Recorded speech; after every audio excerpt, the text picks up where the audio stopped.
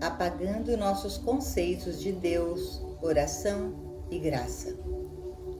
A religião é uma experiência individual e não apenas é impossível entrar no céu 2 a 2, 4 a 4 pessoas, mas mesmo qualquer tentativa de fazê-lo deve resultar em fracasso. Se uma pessoa está interessada em um estilo de vida espiritual, em buscar o reino de Deus ou encontrar uma solução para os problemas humanos, é necessário que essa pessoa embarque em sua missão sozinha.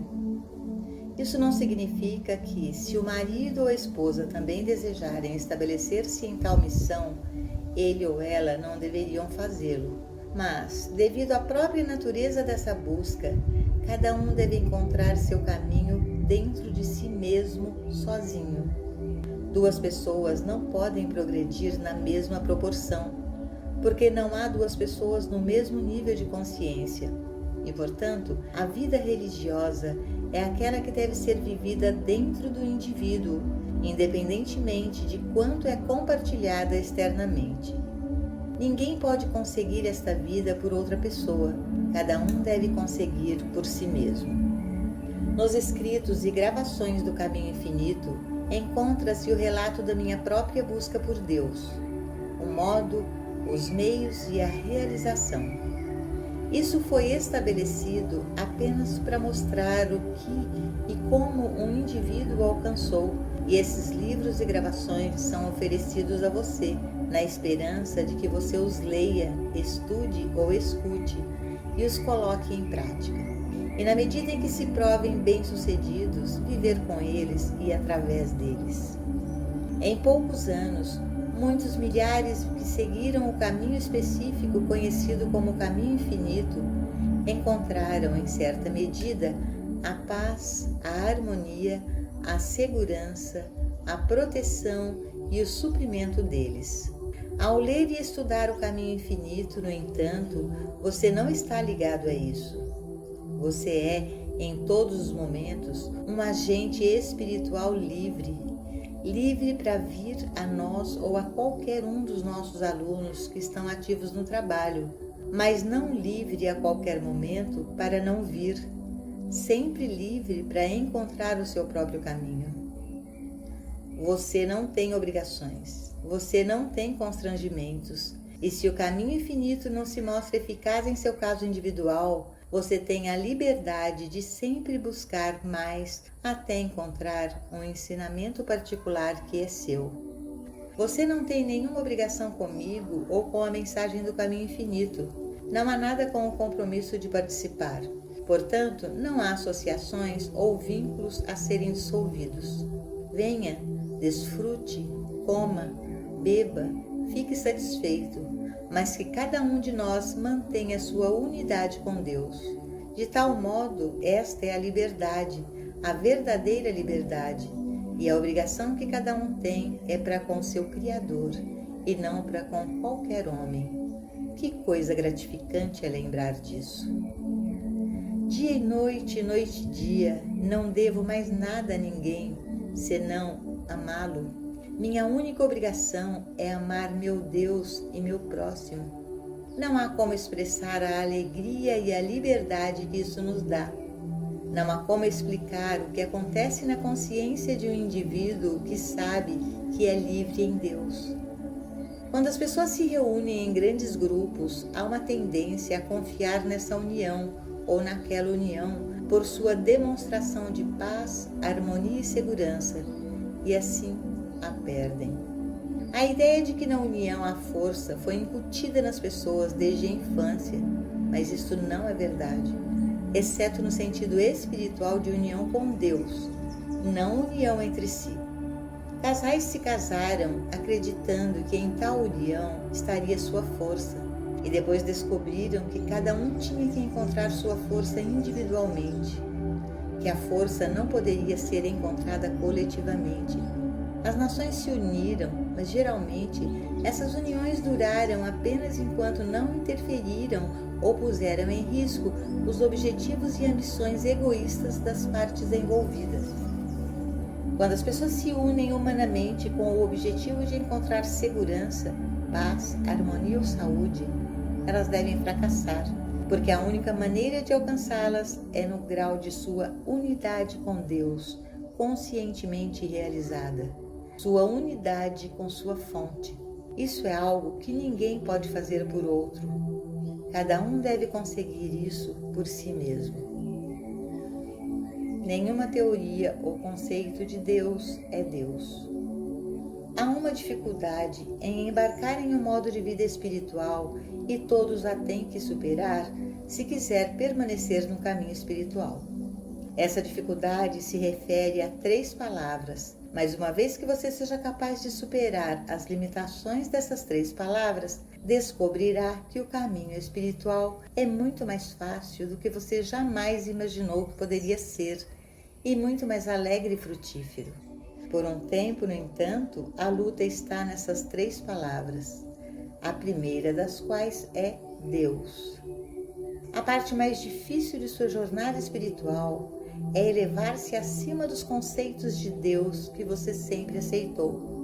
Se o seu conceito de Deus veio de uma igreja, de seus pais ou de suas próprias experiências na vida, independente de onde ou como você adquiriu seu conceito particular de Deus, independente do que esse conceito possa ser, não é Deus.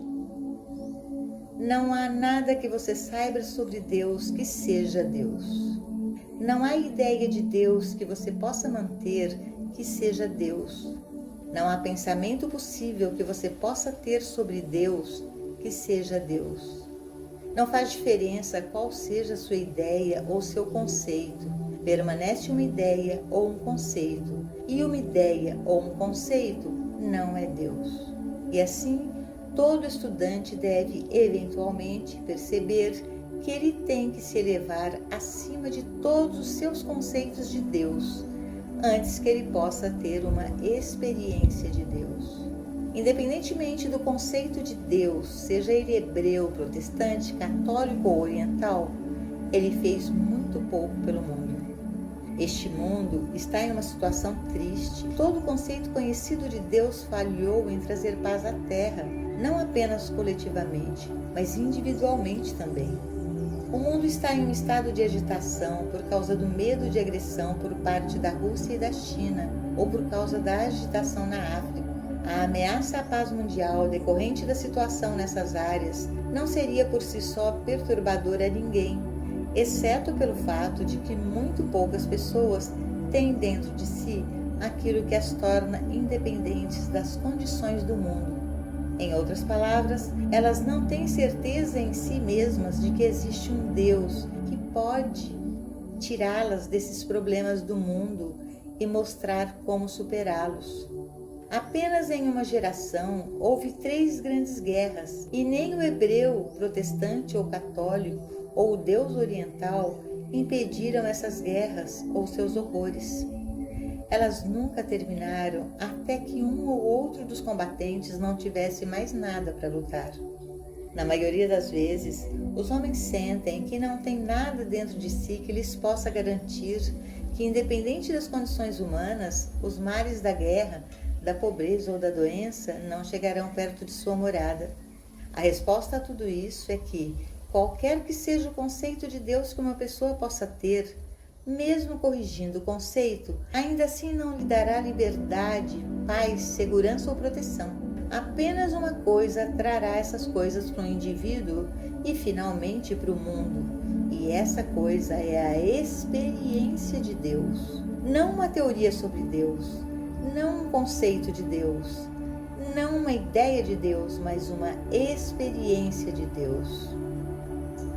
Por quase 2000 anos, a religião eliminou esse fator de seu ensino. Ela deu ao mundo tudo, menos a experiência de Deus. Deu-lhe ideias nobres, deu-lhe grandes ideias de filantropia e caridade, deu-lhe grande beleza na música, na arte, na literatura, tudo na verdade, exceto Deus. Mas poderíamos dispensar tudo o que a religião nos deu, se ao menos nos desse Deus. Podemos viver sem todas essas outras coisas, se pudermos ter Deus. A obtenção de Deus é uma experiência individual, e não pode ser dada a um grupo de indivíduos, embora possa ser dada a muitos indivíduos em um grupo. É possível, em um dado momento, que uma dúzia de pessoas em um grupo perceba Deus, mas elas não receberão essa realização como um grupo. Cada um recebe individualmente por sua própria preparação para isso, por sua própria devoção à obtenção da realização de Deus. A cura acontece em um momento de realização de Deus. Aqueles de vocês que, na capacidade de praticante ou professor, têm sido os meios de cura espiritual para os outros, estão bem conscientes do fato de que vocês não sabem como curar e que não têm poderes ou capacidades de cura.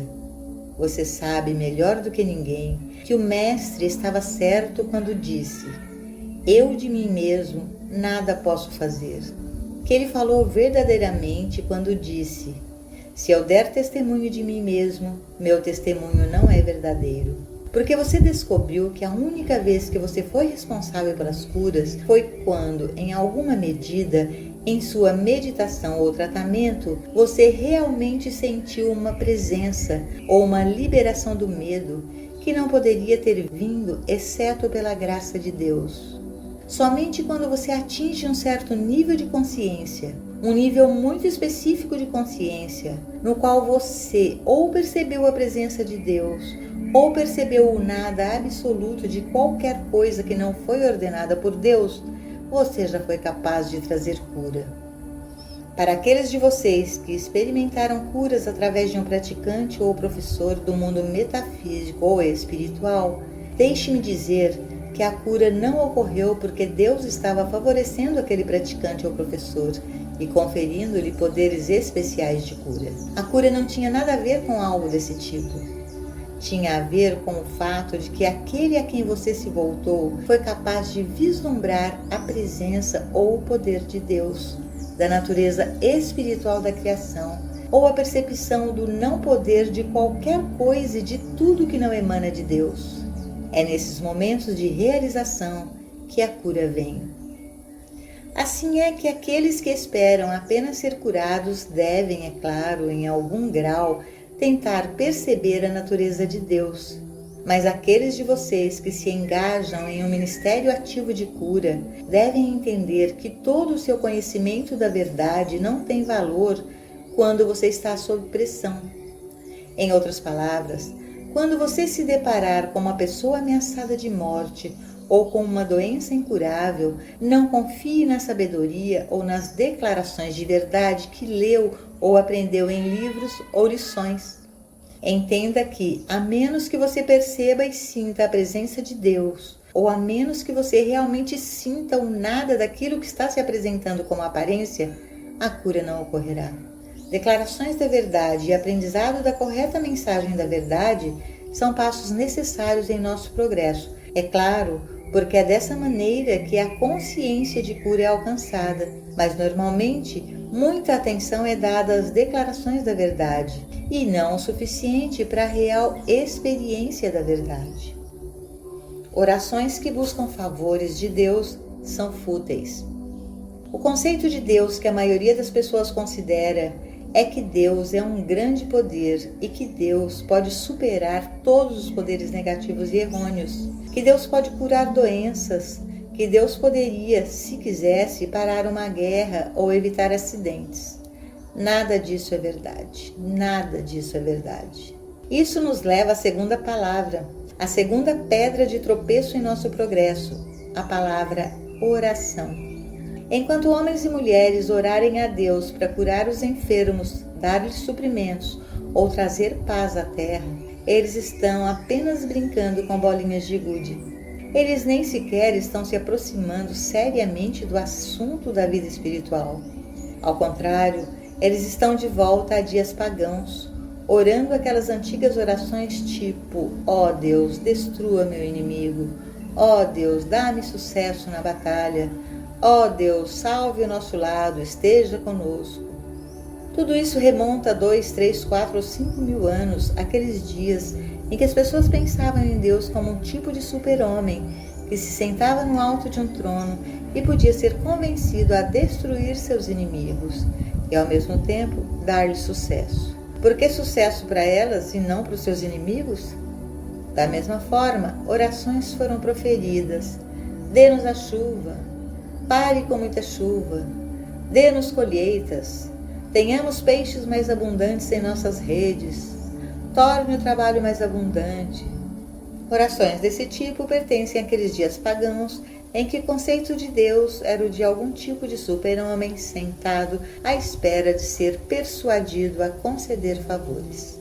Tais orações não foram eficazes na época e elas não foram eficazes durante os últimos 2000 anos em que foram perpetuadas pelas igrejas. Mas o mundo continua a usar essas formas antiquadas de oração e a viver com conceitos antiquados de Deus, pela mesma razão que os contemporâneos de Cristóvão Colombo, depois de registrarem publicamente terem aceito um mundo plano, acharam difícil reconhecer que, afinal, talvez Colombo estivesse certo e o mundo fosse redondo.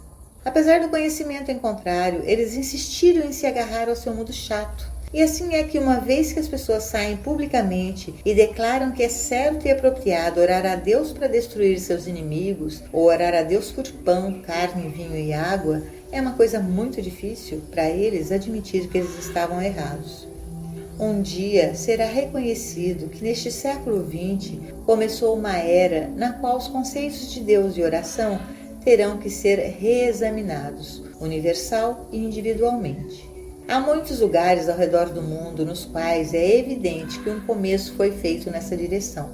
Mas estamos lidando agora apenas com você e comigo como indivíduos. E se esperamos entrar neste caminho espiritual, isso deve ser feito reconhecendo que Deus não é Papai Noel e Papai Noel não é Deus. Deus não está retendo nada pelo que você possa orar. Deus não tem nada para te dar que Deus já não esteja dando neste momento. O Deus cujo reino está dentro de você já conhece a sua necessidade e é de seu bom grado dar a você esse reino. Portanto, o primeiro passo no caminho espiritual é reconhecer que você não precisa orar a Deus no sentido de dizer ou pedir a Deus o que você precisa, porque Deus é um Deus que tudo conhece, uma sabedoria infinita que já sabe tudo o que há para ser conhecido, e que Deus é amor divino, cuja natureza é dar-lhe o reino.